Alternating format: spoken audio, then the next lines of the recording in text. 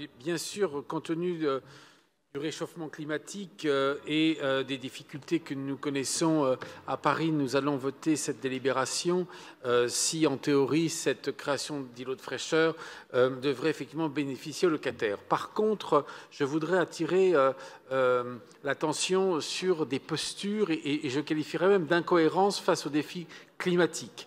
Vous lancez d'un côté ces projets d'îlots de fraîcheur et de l'autre, vous continuez à minéraliser les places parisiennes, comme vous l'avez fait à la place de la République, où toutes les pelouses ont disparu, ou plus récemment, dans un projet pas très ambitieux sur la végétalisation de la place de la Bastille, où la portion est très, très microscopique quant à la végétalisation.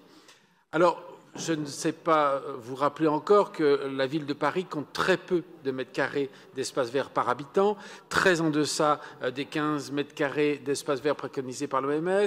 Et si l'on compare bien évidemment aux villes européennes, nous sommes très très en dessous, puisque Amsterdam est à 36 ou Londres 45. Et malgré les coûts de communication, malgré ces projets que vous nous faites voter dans les délibérations, en fait, le ratio ne s'est absolument pas amélioré sous votre mandature.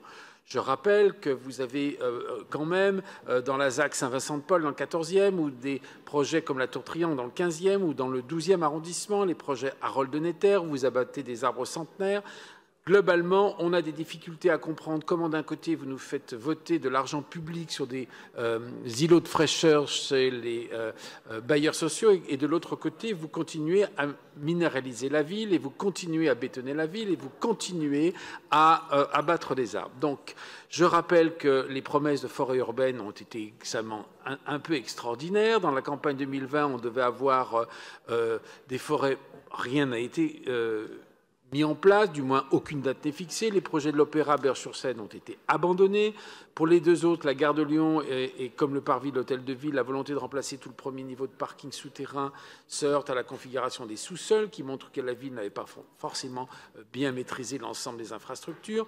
Globalement, les alignements d'arbres ont disparu. 1200 arbres en alignement ont disparu depuis votre élection en 2020. Et le dernier exemple du bois de Vincennes, où 200 arbres anciens vont être bien évidemment abattus pour une zone de redéboisement. Enfin, on pourrait citer cet investissement à l'après-vert. Moi, je voudrais vous dire en conclusion qu'il est difficile de comprendre comment vous utilisez des fonds publics, encore une fois, dans une libération pour faire des îlots de fraîcheur, alors que de l'autre côté, vous minéralisez la ville. Donc, je vous appellerai à avoir un tout petit peu plus, j'allais dire, de bienveillance sur l'argent public et de commencer par ne plus minéraliser la ville. Je vous remercie.